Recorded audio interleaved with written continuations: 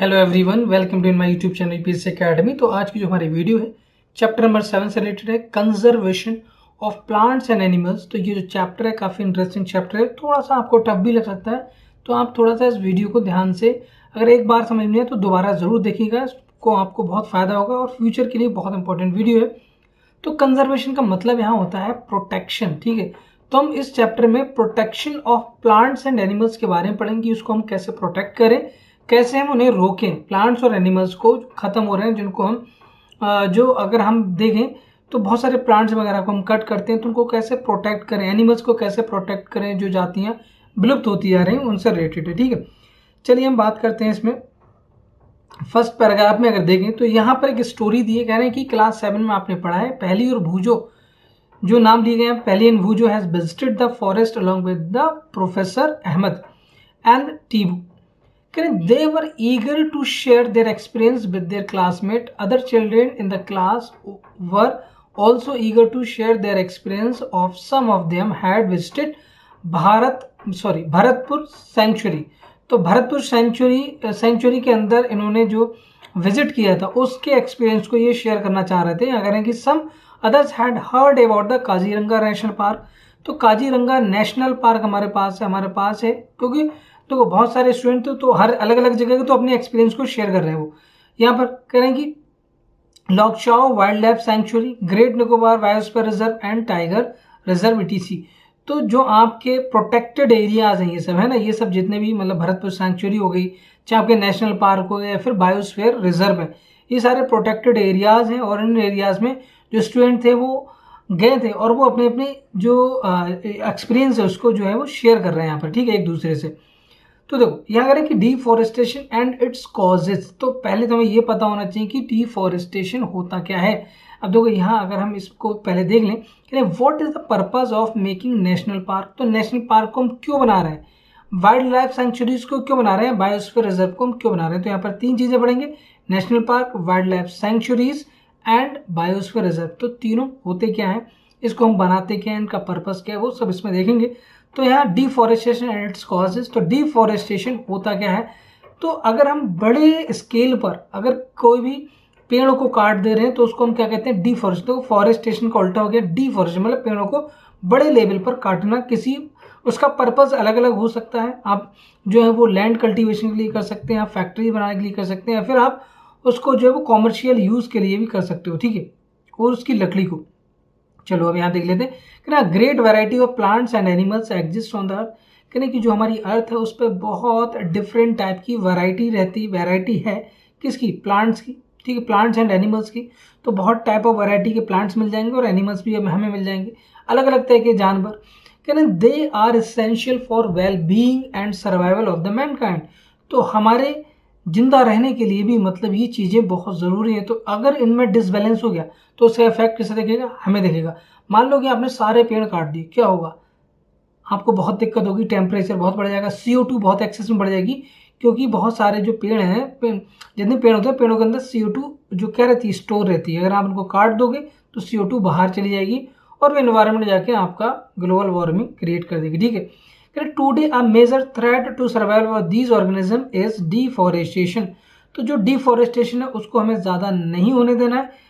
सिर्फ अगर आपको कोई इमरजेंसी है, क्या कोई ज़्यादा इसेंशियल है सस्टेनेबल गोल के अगर आपका है, तो भी आप पेड़ को काटें, अदरवाइज आप पेड़ को नहीं काटें, ठीक है। क्या we know that deforestation means clearing. Deforestation मतलब क्या होगा, clearing of forest and using that land for other purposes. तो हम उस लैंड जो हमने पेड़ काटे हैं, जो ज़मीन बची उस ज़मीन को यूज़ कर सकते हैं, हम पेड़ों को भी काट कर उनका यूज़ कर सकते हैं। Trees in the forest are cut for some of the purposes mentioned below. तो कह रहे हैं कि कह रहे हैं प्रोक्यूरिंग लैंड फॉर कल्टीवेशन। तो आप डिफॉरेस्टेशन हो सकता है इसलिए करते हो कि आपको ज़मीन की ज़रूरत हो कल्टीवेशन के लिए, मतलब खेतों के लिए।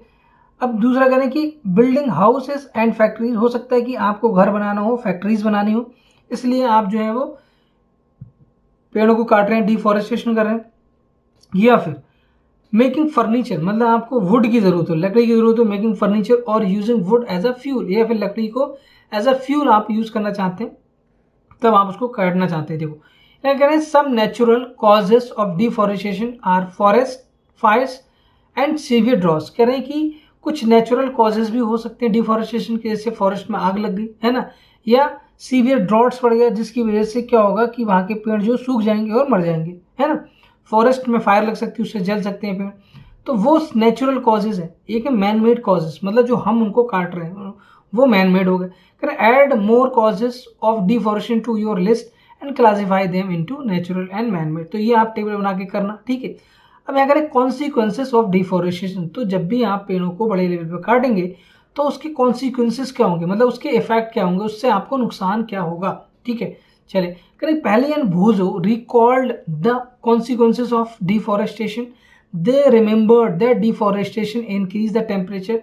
तो जब भी आप पेड़ों को काटेंगे, मतलब जब डिफॉरेस्टेशन प्रोसेस होगा, उस केस में क्या होगा कि टेम्परेचर जो है वो बढ़ जाएगा। कहाँ पर? एनवायरनमेंट का टेम्परेचर बढ़ेगा, और उस बेस और उससे और क्या होगा, पेड़ों काटने से पोल्यूशन लेवल भी बढ़ेगा on the earth. It increases the level of carbon dioxide in the atmosphere, जिसकी वजह से क्या होगा, CO2 का जो लेवल है वो बढ़ जाएगा एटमॉस्फेयर में, है ना। कह रहे ग्राउंड वाटर जो है वो भी आपका नीचे चला जाएगा, लोअर्ड हो जाएगा। They know that deforestation disturbs the balance in the nature. तो जो नेचर का जो बैलेंस है ना, समझे, तो नेचर का जो बैलेंस है वो आपका क्या हो जाएगा, डिसबैलेंस हो जाएगा, है ना। तो नेचर का जो बैलेंस है वो आपका डिस्टर्ब हो जाएगा। They were told by professor Ahmed that if cutting of trees continues, अगर हमने ट्रीज को ऐसे ही काटते रहे लगातार, तो आने वाले टाइम में रेनफॉल और जो सॉइल की फर्टिलिटी है वो दोनों क्या हो जाएंगे, डिक्रीज हो जाएगी। अगर रेन नहीं होगी तो आप जो है वो बहुत सारी क्रॉप्स को नहीं उगा पाएंगे, और उस वजह से आपको जो है खाने में दिक्कत होगी, क्योंकि जब तक खेतों से ही आपको सब कुछ, चाहे आप शहर में रहते हो, चाहे आप कितने भी अमीर हो, चाहे आप कितने भी गरीब हो, आपको खाना रोटी चावल ही है ना। जो आपको वीट फ्लोर यूज़ करना है, आपको राइस यूज़ करना है, ठीक है। तो उसके अलग अलग टाइप होते हैं, वो अपना अलग है, लेकिन आपको जो है विदाउट खेती में जब तक प्रोडक्शन नहीं होगा, क्रॉप्स नहीं होंगी, आप जो है नहीं खा पाएंगे, ठीक है। चले तो यहाँ पर हम बात करते हैं कि how does deforestation reduce the rainfall, कि जो डिफॉरेस्टेशन करने से रेनफॉल कैसे रिड्यूस हो जाती है on the other hand and leads to the floods on the other hand. कह रहे हैं कि अगर मान लो डिफॉरेस्टेशन कर रहे हैं तो रेनफॉल कैसे कम हो जाएगी, जो कह रहे हैं कि डिक्रीज द रेनफॉल, और कैसे जो है वो फ्लड्स आएगा, कैसे सॉइल की फर्टिलिटी कम होगी, है ना। ये सब चीज़ें यहाँ पर पूछें कि ऐसा क्या है। अब देखो यहाँ बात करें more over there will be increased chances of natural calamities such as floods and droughts। तो जब भी आप जो है पेड़ों को काटेंगे तो क्या होगा, डिफॉरेस्टेशन की वजह से फ्लड्स आ सकता है, ड्रॉट्स आ सकते हैं, मतलब सूखा पड़ सकता है, और आपको बाढ़ आ सकती है। Recall that plants need carbon dioxide, आपको पता ही है कि प्लांट्स को CO2 की जरूरत पड़ती है जब वो फोटोसिंथेसिस प्रोसेस करते हैं, जिससे वो अपना खाना बनाते हैं। Fewer trees would mean that less amount of carbon dioxide will be used up resulting in increased. तो अब ध्यान देना कि अगर मान लो हमने पेड़ों को काट दिया, तो आपको पता है पेड़ जो है अपना खाना बनाने के लिए CO2 यूज करते हैं, तो पेड़ जो है वो क्या करेंगे, CO2 लेते हैं अपने पास, है ना, एब्जॉर्ब करेंगे CO2। और उस अगर हमने पेड़ों को काट दिया तो कम पेड़ बचेंगे, और कम पेड़ बचेंगे तो कम CO2 वो एब्जॉर्ब करेंगे। कम CO2 ऑब्जर्व करने का मतलब जो एनवायरनमेंट की जो CO2 है वो आपकी ज़्यादा हो जाएगी, वो एनवायरनमेंट में रहेगी, है ना। उस वजह से क्या होगा, this will lead the global warming as carbon dioxide traps the heat rays reflected by the earth। The increase in the temperature on the earth, जब टेम्परेचर का जो अर्थ का जो टेम्परेचर वो इंक्रीज होगा, उससे क्या होगा, वाटर साइकिल जो है वाटर साइकिल एंड में रिड्यूस द रेनफॉल, और ये जो वाटर साइकिल है उसको डिस्टर्ब कर देगी और रेनफॉल कम हो जाएगी, और इसकी वजह से ड्राउट्स जो है वो होगा, ठीक है, ड्राउट्स होगा। अब यहाँ ध्यान देना कि deforestation is a major cause which leads to the change in the soil properties। तो डिफॉरेस्टेशन की वजह से सॉइल की प्रॉपर्टी जो हो जाएगी वो चेंज हो जाएगी। जैसे सॉइल हमारी ये है ना, इस तरह से, तो सॉइल में लेयर्स होंगी, जो ऊपर की आपकी कुछ लेयर होती है, ये जो है वो आपकी फर्टाइल होती है ऊपर वाली लेयर। अगर मान लो यहाँ पर क्या हो गया, फ्लड आ गया, तो फ्लड आने से होगा क्या, जब भी फ्लड आएगा यहाँ पर, तो उस फ्लड की वजह से ये ऊपर वाली लेयर जो है वो गायब हो जाएगी, है ना, वॉश्ड ऑफ हो जाएगी। जब वो वॉश्ड ऑफ हो जाएगी तो नीचे आपका जो है वो ये लैंड जो है वो आपकी फर्टाइल नहीं होगी, और उससे वो इनफर्टिलिटी क्रिएट हो जाएगी उसमें, है ना। कहना physical properties of soil get affected by plantation and vegetation. Recall from the class 7 how trees prevent soil erosion. तो सॉइल का इरोजन नहीं होगा ट्री की वजह से few trees result in the more soil erosion, removal of the top layer. तो ये हमारी जो टॉप लेयर थी ये क्या हो जाएगी, ये रिमूव हो जाएगी और इसकी वजह से सॉइल की फर्टिलिटी कम हो जाएगी, ठीक है। The soil exposes to the lower hard and rocky layer, the soil has less humus and is less fertile. Gradually the fertile land gets converted into deserts. तो जो फर्टाइल लैंड होगी वो आपकी डिजर्ट में कन्वर्ट हो जाएगी, मतलब ये पहले फर्टाइल लैंड थी इसको आपने डिजर्ट में कन्वर्ट कर दिया, मतलब इसकी कोई फर्टिलिटी नहीं, यहाँ पर अब जो है वो आपकी क्रॉप प्रोडक्शन नहीं हो पा रहा इतना अच्छा। It is called desertification. उसको क्या कहते हैं, डिजर्टिफिकेशन कहते हैं। डिजर्टिफिकेशन मतलब जो आपकी फर्टाइल लैंड है वो कन्वर्ट होगी किस में, तो फर्टाइल लैंड का कन्वर्जन किसके अंदर हो गया, fertile land converted into deserts, किसमें, डिजर्ट्स में कन्वर्ट होगी और इसी को हम क्या कहते हैं, डिजर्टिफिकेशन कहते हैं। क्या कहते हैं, डिजर्टिफिकेशन, ठीक है। तो इसको हम बोलेंगे डिजर्टिफिकेशन, ओके। चलिए अब नेक्स्ट देख लेते हैं। यहाँ पर कह रहे हैं कि डिफॉरेस्टेशन ऑल्सो लीड्स, तो डिफॉरेस्टेशन जो हमारा है also leads to decrease in the water, ठीक है।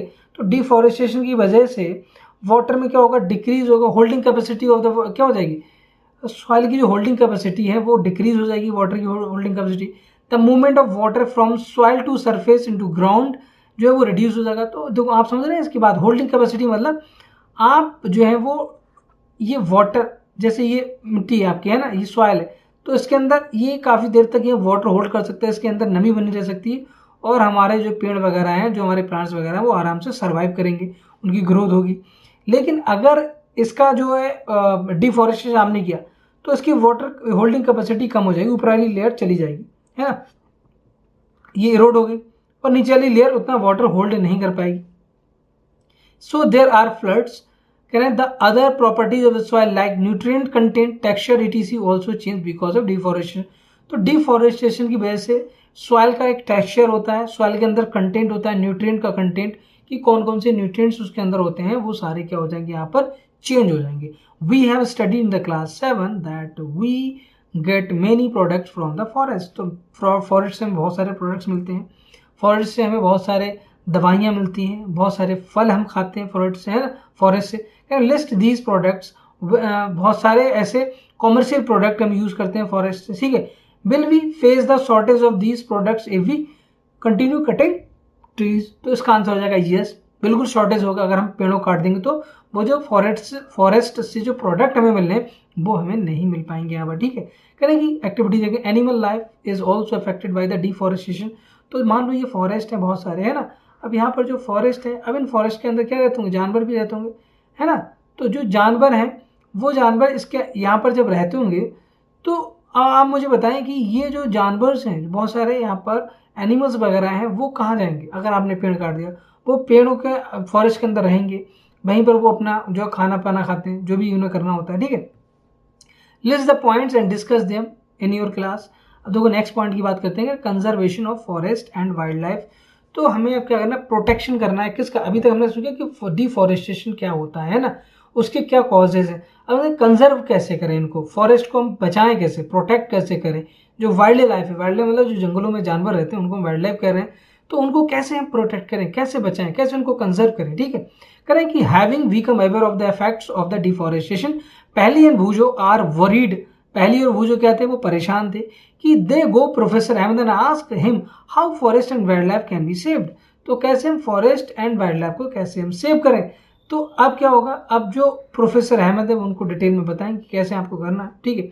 अब देखो कह रहे हैं professor Ahmad organizes a visit to a biosphere reserve. तो biosphere reserve for Paheli and Boojho and their classmate. तो पहली भूजो एंड उनके क्लासमेट के लिए बायोस्फीयर रिजर्व की जो है एक मीटिंग, एक विजिट जो है ऑर्गेनाइज की कि उनको वहाँ पर ले जाएंगे हमने घुमाने के लिए, पिकनिक टाइप का, है ना। He select a place named कौन सा, Pachmarhi bio reserve. He knows that the plants and animals found here. तो इस जो ये आपका Pachmarhi bio reserve, biosphere reserve है, इसके अंदर जो प्लांट्स और एनिमल्स हैं वो एकदम यूनिक टाइप के हैं, क्या ना, found here is similar to those to upper Himalaya, जो अपर हिमालय में आपको मिलेंगे पीक्स में, और those belonging to the lower western Ghat. तो वेस्टर्न घाट आपका क्या है, साउथ में, ठीक है। तो साउथ में जो वेस्टर्न घाट है तो उसके भी मतलब उस तरह के बहुत सारे एनिमल्स और प्लांट्स मिलेंगे, और हिमालय के भी प्लांट, अपर वाले हिमालय के। तो आप सोच सकते हो कि एकदम नॉर्थ और एकदम साउथ दोनों के जो एनिमल्स और प्लांट्स हैं वो दोनों आपको यहाँ पर पंचमरी बायोस्फीयर रिजर्व में देखने को मिल जाएंगे, इसलिए उन्होंने वहाँ पर जो है वो विजिट ऑर्गेनाइज की। Professor Ahmad believes that the biodiversity found here is a unique. क्यों उन्होंने ऐसा चुना, उन्होंने इस बायोस्फीयर रिजर्व को क्यों चुना? क्योंकि इस बायोस्फीयर रिजर्व के अंदर जो बायोडाइवर्सिटी मतलब डिफरेंट टाइप्स के प्लांट्स, डिफरेंट टाइप्स के एनिमल्स जो होंगे, variety of plants, variety of animals जो यहाँ पर हैं वो यूनिक है, ऐसे हैं कि वो और जगह बहुत ज़्यादा कम मिलते हैं। ठीक है। He requests Madhavji, a forest employee, to guide the children inside the biosphere reserve. He explained that preserving areas of such biological importance make them a part of our national heritage. National heritage जिसकी हम importance दे रहे हैं, जिसको हम protect कर रहे हैं, तो उसमें गवर्नमेंट भी वहाँ पर बहुत ज़्यादा हेल्प करती है ना, और जो प्राइवेट्स जो NGOs वगैरह हैं वो भी वहाँ पर बहुत हेल्प करते हैं, या लोकल्स जो हैं वो भी इसको प्रोटेक्ट करने में पूरी हेल्प करते हैं। ठीक है। तो ऐसी यूनिक चीज़ों को हमें ज़रूर प्रोटेक्ट करना चाहिए जो फ्यूचर के लिए हमारे लिए बहुत बेहतर होगा। ठीक है। जैसे एक टाइम बात करो, टाइगर जो है आपका, टाइगर बहुत कम बचे थे, उनको हमने बहुत ज़्यादा क्या किया है, प्रोटेक्ट किया है, और इस समय हमारे पास 2000 प्लस टाइगर हैं। एक ज़माने में हमारे पास बहुत कम टाइगर बचे थे। ठीक है। तो प्रोजेक्ट टाइगर बहुत सक्सेसफुल प्रोग्राम है गवर्नमेंट का, है ना। या करें biosphere is that part of the earth in the, तो ये करें कि बायोस्फीयर है क्या, बायोस्फीयर भी एक क्या है, एक एरिया होता है, मतलब अर्थ का एक पार्ट है ना, मतलब वो किसी एक पर्टिकुलर एरिया में होगा, एक ज़मीन होगी जहाँ पर हर तरह के पेड़ मिल जाएंगे आपको, वहाँ पर आपको हर तरह के जो है जानवर मिल जाएंगे। तो ऐसे एरिया को हम क्या कर देते हैं, प्रोटेक्ट कर देते हैं। गवर्नमेंट अपने रूल्स के अकॉर्डिंग वहाँ पर फिर उसको जो है वो कंट्रोल करती है। ठीक है। तो यहाँ देखें कि biosphere is a part of the earth in which living organisms exist और विच सपोर्ट्स लाइफ, है ना। तो एक ऐसा पार्ट जहाँ पर लिविंग ऑर्गेनिजम्स जो हैं वो रहती हैं, और आपके देखो, और वो जो है वो एरिया जो है वो आपका सपोर्ट कर रहा है उन लिविंग ऑर्गेनिज्म के लिए, मतलब उनकी लाइफ के लिए। बायोलॉजिकल डाइवर्सिटी और biodiversity refers to the variety of organism exist in the earth, their inter relationship and their relationship with the environment. तो जो वहाँ पर जो बायोलॉजिकल डाइवर्सिटी है, जिसको बायोडाइवर्सिटी कह रहे हैं, तो वहाँ पर डिफरेंट तरह की जो ऑर्गेनिज्म है वो एक दूसरे से क्या है, एक दूसरे से उनका एक रिलेशनशिप है, एक इंटर रिलेशनशिप जिसको बोलेंगे, है ना। अब देखो यहाँ बात करेंगे कि Madhav ji explain to the children that apart from our personal efforts and efforts of the society, यानी कि हमारे एफर्ट्स और सोसाइटी के एफर्ट्स के अलावा गवर्नमेंट एजेंसी, जो गवर्नमेंट है वो भी हमारी हेल्प करती है, मतलब also take care of the forest and animals. तो एनिमल्स और फॉरेस्ट की हेल्प करती है। इसका मतलब गवर्नमेंट की भी बहुत सारी, गवर्नमेंट की अपनी एक फॉरेस्ट्री डिपार्टमेंट होता है, ठीक है, उनकी एक मिनिस्ट्री है, तो वो उसको क्या कर रही है, वो भी हेल्प करती है, फंड एलोकेट करती है, और बहुत सारी चीज़ें मतलब हेल्प करती है गवर्नमेंट इन सब चीज़ों को हेल्प करने में, मतलब प्रोटेक्शन के लिए। ठीक है। The government lays down rules, तो गवर्नमेंट क्या है, रूल्स बना रही है, methods and policies to protect and conserve them, मतलब किसको, एनिमल्स एंड जो आपके प्लांट्स हैं दोनों के लिए। Wild life sanctuaries, national park, biosphere reserves, ETC are protected areas for conservation. तो आप यहाँ ध्यान दें, तीन चीज़ें आपकी, एक है आपकी सेंचुरीज हैं, नेशनल पार्क है और बायोस्फीयर रिजर्व है। ये तीनों जो हैं वो आपके एरियाज हैं और इनको हम प्रोटेक्ट करते हैं, मतलब इनमें आप हर कोई नहीं जाएगा और हर एक्टिविटी आप नहीं कर सकते हैं ना। Bio conservation of plants and animal present in that area. अब देखो यहाँ पर अगर आप ध्यान दें तो इसके बारे में थोड़ा सा दिया है सेंचुरी और बाकी चीज़ों के बारे में, कि सेंचुरीज क्या होती हैं, आपके नेशनल पार्क क्या है, और आपका बायोस्फीयर रिजर्व क्या है। कहना कि to protect our flora and fauna, तो ये वर्ड पहली बार आया। तो फ्लोरा का मतलब होता है यहाँ पर प्लांट से रिलेटेड, कि जितने भी प्लांट्स हैं उनको हमने क्या बोल दिया, फ्लोरा। फौना मीन्स आपके जो एनिमल्स हैं उनको हमने क्या बोल दिया, यहाँ पर फौना बोल दिया। ठीक है, एनिमल्स करें, and their habitats, protected areas called sanctuaries, national park and biosphere reserves have been unmarked plantation cultivation, grazing, felling trees, hunting and poaching are prohibited here। तो आप देखो, ध्यान दो, यहाँ पर आप प्लांटेशन नहीं कर सकते, प्लांट कोई भी पेड़ नहीं लगा सकते, यहाँ पर आप जो है खेती नहीं कर सकते इस एरियाज के अंदर, आप यहाँ पर अपने जानवरों को चुंगा नहीं सकते, मतलब उनको ग्रेज नहीं कर सकते, ग्रेजिंग, आप वहाँ पर पेड़ काट नहीं सकते, फेलिंग ट्रीज, आप हंटिंग मतलब कोई भी जानवर मार नहीं सकते, एंड पोचिंग नहीं कर सकते, मतलब जैसे वो भी एक तरह का मतलब इलीगल, मतलब जानवरों को मारना होता है। ठीक है, ये सब चीज़ें आप नहीं कर, ये सारी एक्टिविटीज़ यहाँ पर प्रोहिबिटेड होती हैं। अगर कोई करेगा तो उसको जो है वो क्राइम बोलते हैं इसको, आप क्राइम कर रहे हो और आपको उसकी सज़ा दी जाएगी, मतलब आपको उसके लिए सज़ा मिल सकती है, जेल हो सकती है, जो भी उसके रूल्स एंड रेगुलेशन उसके अकॉर्डिंग। एरिया तो सेंचुरीज क्या होती है? Areas where animals are protected from any disturbance to them and their habitat. तो सेंचुरीज के अंदर हम एनिमल्स को प्रोटेक्ट करते हैं। क्या करते हैं? एनिमल्स को प्रोटेक्ट करते हैं एनी डिस्टर्बेंस के लिए, आप उनको डिस्टर्ब नहीं करेंगे, ठीक है, और उनके हैबिटेट के लिए। अब देखो इसके आगे हम बात करें नेशनल पार्क। तो उस देखो सेंचुरीज में एनिमल्स हैं, नेशनल पार्क में area reserve for wild life where they are freely use the habitat and natural resources. तो ये भी नेशनल पार्क के अंदर भी वाइल्ड लाइफ को हम क्या कर रहे हैं, यहाँ पर प्रोटेक्ट कर रहे हैं, ठीक है। अब यहाँ देखें, यहाँ पर आपका अब देखो वाइल्ड लाइफ का मतलब इसमें ज्यादा बड़े लेवल पे हो जाएगा। सब छोटा क्या? सेंचुरीज, उससे बड़ी हमारी नेशनल पार्क, फिर सबसे बड़ा बायोस्फीयर। तो large areas of the protection land for cultivation of wild life आपकी होगी, प्लांट्स हो गए और एनिमल्स हो गए, ठीक है, animal resources and traditional life of tribals. इसके अंदर हम ट्राइबल्स की जो ट्रेडिशनल लाइफ है उसको भी प्रोटेक्ट करते हैं, उनके एरिया को भी हम नहीं छेड़ते हैं, उनकी जो लाइफ है उसको भी हम डिस्टर्ब नहीं करते हैं, ठीक है। अब एक्टिविटी 7.3 में करें, find out the number of national park, wild life sanctuary and biosphere reserve in your district, in your state and country, record your the table and ये दिया, ये टेबल है, ये आपको फिल करना है इस टेबल को, ठीक है, ये काम आपका है। अब हर स्टेट के लिए, हर डिस्ट्रिक्ट के लिए अलग अलग नेशनल पार्क होंगे, हर स्टेट के लिए अलग अलग नेशनल पार्क है, हर कंट्री के लिए अलग अलग। तो कंट्री के लिए तो आपका ये सेम लिख सकते हो आप, लेकिन यहाँ पर आपके लिए जो है वो डिफरेंट हो जाएंगे, ठीक है। चलिए अब नेक्स्ट पॉइंट देखते हैं। यहाँ पर कह रहे हैं कि बायोस्फीयर रिजर्व। तो बायोस्फीयर रिजर्व होता क्या है, तो इसकी बात कर रहे हैं ना। तो बायोस्फीयर रिजर्व में हम प्रोटेक्ट करते हैं किसको? वाइल्ड लाइफ को प्रोटेक्ट करते हैं, प्लांट को प्रोटेक्ट करते हैं and animal resources and traditional life of tribals. तो चार चीजें यहाँ पर हो गई है ना। सेंचुरी में ओनली हम क्या कर रहे थे? हम एनिमल्स को प्रोटेक्ट कर रहे थे। नेशनल पार्क में हम वाइल्ड लाइफ को प्रोटेक्ट कर रहे हैं, ठीक है, वाइल्ड लाइफ, ओके। अब देखो कह रहे हैं children along with the professor Ahmad and Madhav ji enter the biosphere reserve area. Biosphere area के अंदर वो चलेंगे। Madhav ji explain the biosphere reserves का मतलब क्या होता है? Biosphere reserves are the areas meant for conservation of biodiversity. समझते हैं? बायोडाइवर्सिटी मतलब डिफरेंट टाइप की, मतलब बहुत डिफरेंट टाइप के लोग हम लोग कहते नहीं कि इंडिया में जो बायोडाइवर्सिटी है वो, इंडिया जो है वो बहुत ज़्यादा यहाँ पर बायोडाइवर्सिटी मतलब डिफरेंट रिलीजन के लोग रहते हैं यहाँ पर, है ना। इंडिया में हर रिलीजन के मिल जाएंगे, हर कलर के लोग मिल जाएंगे और बहुत डिफरेंट मतलब नॉर्थ ईस्ट, नॉर्थ साउथ आप देखो तो वो काफ़ी डिफरेंस है कल्चर के अंदर भी, ठीक है। As you are aware of the biodiversity in the variety of the plants, plants के अंदर बहुत तरह के प्लांट्स होते हैं, एनिमल्स के अंदर बहुत तरह के एनिमल्स होते हैं एंड माइक्रो ऑर्गेनिजम्स भी बहुत तरह की होती हैं।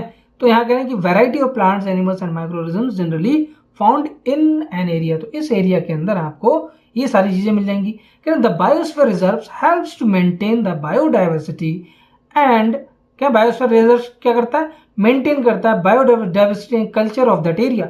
अब बायोस्फीयर रिजर्व में also contain other protected areas in it. The Pachmarhi biosphere, तो पचमरही बायोस्फीयर जो आपका है biosphere reserve consist of one national park. उसके अंदर अब देखो ध्यान दो यहाँ पर जो आपका ये रिजर्व है पचमरही बायोस्फीयर रिजर्व है, इसके अंदर वन नेशनल पार्क है। मतलब जैसे मान लो कि ये पूरा आपका पचमरही बायोस्फीयर रिजर्व है, इसके अंदर वन नेशनल पार्क हो गया, ठीक है। इसके अंदर ये आपका हो गया पचमरही बायोस्फीयर, ठीक है, बायोस्फीयर हो गया पचमरही। और इसका नाम क्या है? One national park. एक मिनट जरा इसको ना ऐसे कर लेते हैं, एक मिनट। तो वन नेशनल, इसका नाम क्या है? Satpura and to wild life. तो इसका नाम क्या है? इसका नाम है सतपुरा। ये आपका क्या नेशनल पार्क है। और दो को मैं ऐसे कर दे रहा हूँ, है ना, इस तरह से थोड़ा बड़ा बना दो। और टू आपको क्या मिल जाएंगे? Two wild life sanctuaries name बोरियन। तो दो वाइल्ड लाइफ सेंचुरीज ऐसे मैंने बना दिया है ना। तो इनका नाम है बोरी एंड पचमरही। तो बोरी एंड पचमरही, ठीक है। तो इस तरह से तो इस तरह का आपको, तो ये तो मैं बता रहा हूँ आपको एक वेन डायग्राम बना के ना। इसका स्ट्रक्चर ऐसा टेढ़ा मेढ़ा भी कैसा भी हो सकता है, ऐसा है ना, वो अलग अलग हो सकता है, ठीक है। तो यहाँ पर आप समझिए कि सबसे बड़ा बायोस्फीयर रिजर्व हो गया और इसके अंदर आपको जो है वो नेशनल पार्क और सेंचुरीज मिल जाएंगे। अब यहाँ नीचे आए तो यहाँ पर ये डायग्राम दे रखा है, देखो पचमरही बायोस्फीयर रिजर्व। अब यहाँ देखिए पूरा ये बायोस्फीयर रिजर्व है, समझ रहे हैं आप। तो यहाँ पर जो है आपका देखो बोरी सेंचुरीज एंड पचमरही सेंचुरीज, और नीचे आपका ये क्या है, आपका सतपुड़ा नेशनल पार्क है, और यहाँ पर तवा रिजर्वायर, और ये आपका पचमढ़ी, ये ठीक है। अब यहाँ सतपुड़ा नेशनल पार्क ये दिया, ठीक है। तो ये पूरा आपका बायोस्फीयर रिजर्व है, इस पूरे एरिया को बायोस्फीयर रिजर्व बोलेंगे, है ना। इसमें आपके जो है वो सेंचुरीज भी है, इसके अंदर नेशनल पार्क भी है, समझ रहे हैं आप। चलिए अब कह रहे हैं कि list the factors destroying the biosphere diversity of your area.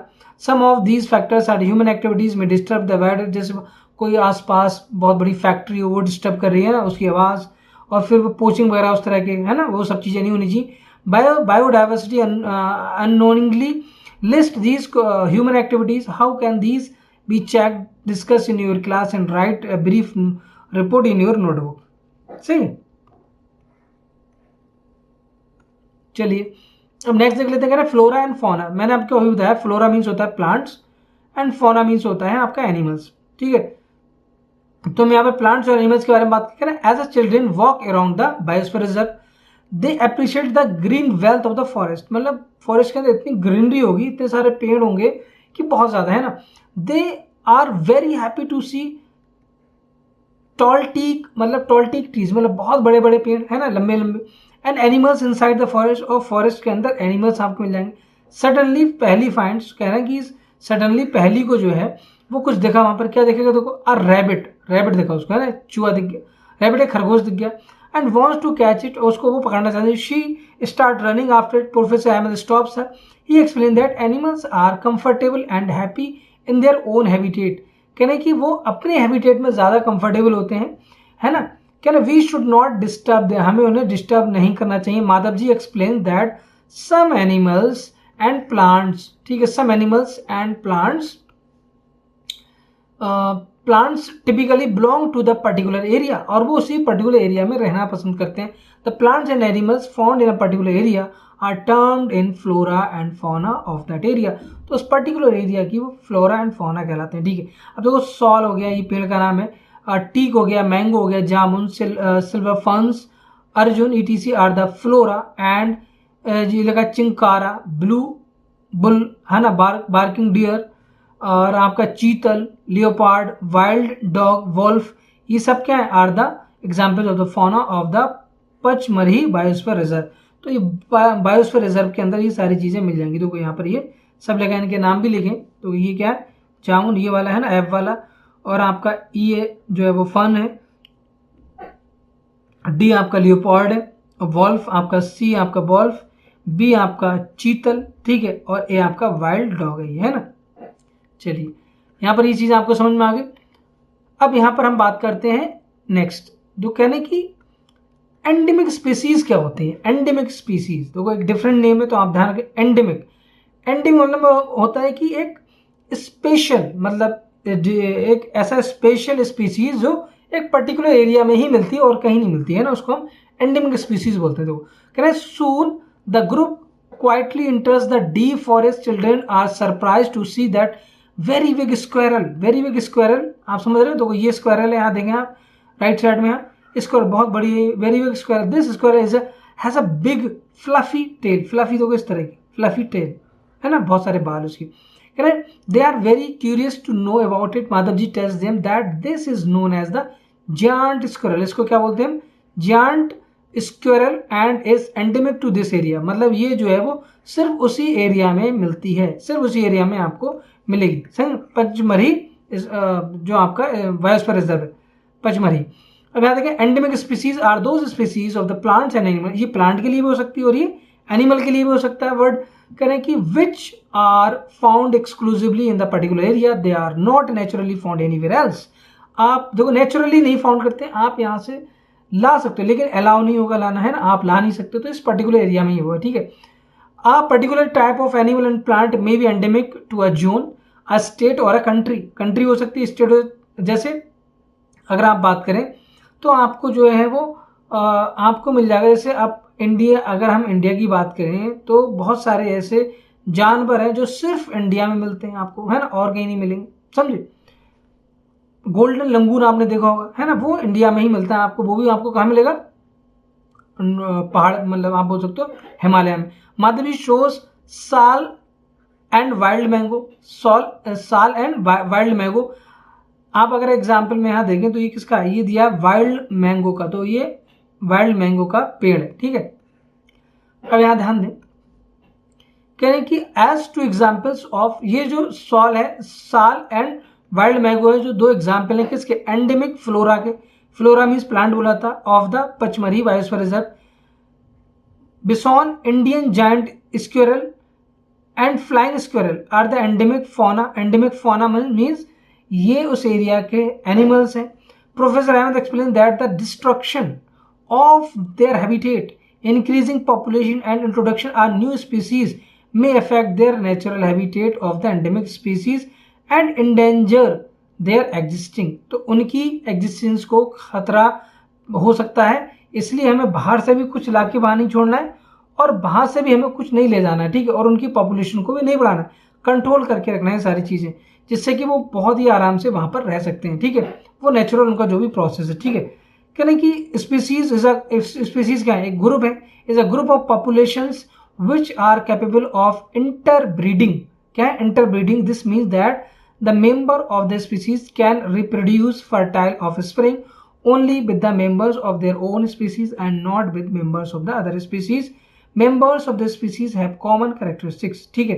Activity याद है, find out the endemic plants and animals in the region where you live. तो ये आपके लिए है, ठीक है। तो आप इसको निकाल, तो यहाँ पर आपको पता है एंडेमिक फौना एंड फ्लोरा, तो दोनों के आप नाम याद रख लें, है ना। जो मैंने यहाँ पर नाम लिए वाइल्ड मैंगो एंड साल जो है वो आपके क्या एंडेमिक फ्लोरा है, और स्क्विरल जो आपका जायंट स्क्विरल है वो आपका क्या एंडेमिक फौना है, ठीक है।